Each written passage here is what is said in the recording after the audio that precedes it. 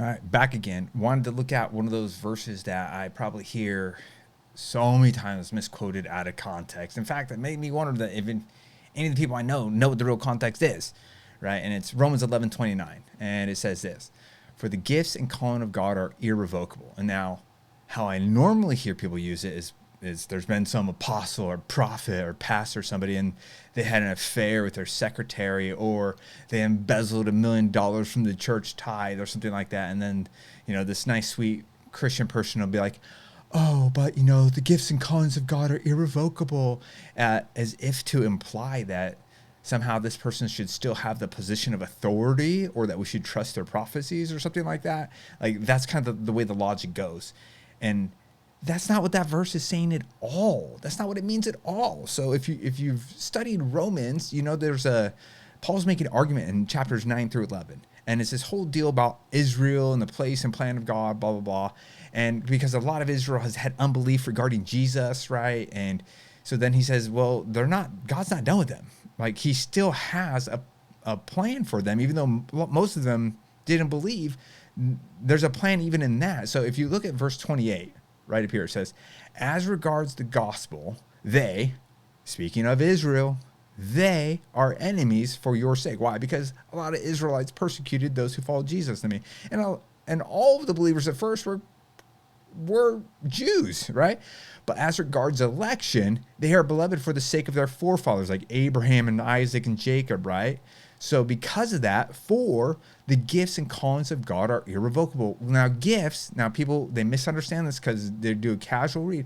This gifts isn't talking about prophecy and stuff like that. It's talking about, and it's always context is king. Context is king. Context is king. So you got to read it. What is the way Paul's using gifts here? And it's, if you go back to Romans 9, we'll just skim back really fast. 9. Look at this, 9:4. There it is. "They are Israelites, and to them belong," here's the gifts that God gave to them in context that Paul's almost certainly referring to: "adoption, the glory, the covenants, the giving of the law, the worship, and the promises. To them belong the patriarchs. And from their race, according to flesh, is the Christ, who's God over all, blessed forever. Amen." Those are the gifts, right? And in some sense, the calling that Israel has from God, that God's not going to take away from them. That because he's faithful, he's going to fulfill it in Israel, right? He's going to fulfill it through them, even though at the moment, Paul's writing, it doesn't look like it, right? And that's why he's writing this, because some of the Gentiles like, man, they're done for. Look at them. It's bad.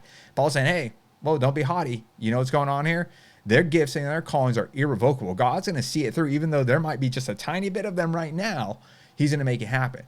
But in no way is this passage talking about the gift of prophecy or prophets or apostles and people who are pastors or embezzling and sleeping with their secretaries. It's like, that's not the point of this at all, and it should not be used that way.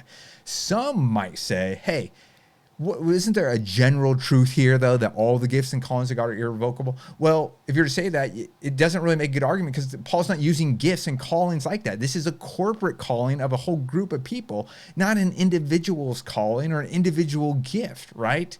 It's a corporate thing. And then I've heard some people, they say, well, wait a minute, Will. That word gift shows up in 12:6. If you just go a little further, it says, having gifts that differ according to the grace given to us, let us use them. If prophecy, blah, blah, blah. And there's it's about like prophecy, those types of gifts. Well, good job looking up the word and seeing where it's used again, but bad job in not following the context. And what happens is in chapter 12, right, Paul makes a massive shift. He's finished his whole theological point he's trying to make, and then he goes into exhortation and how to practically live. And so the way Paul might use the word gift can totally change now after 12, because that's not the same context as he has in chapter 11. So we have to be very careful to read it in context and not force 11:29 to fit our own theological preferences. Because I've always heard my pastor say this or that, and that's how in my community, in my group, my church, and just because everybody around you uses it wrong doesn't make it true. So you don't just follow along because everybody in your group does it wrong. Follow truth and follow that. That'll serve you way better. All right. Until next time. Catch you guys later.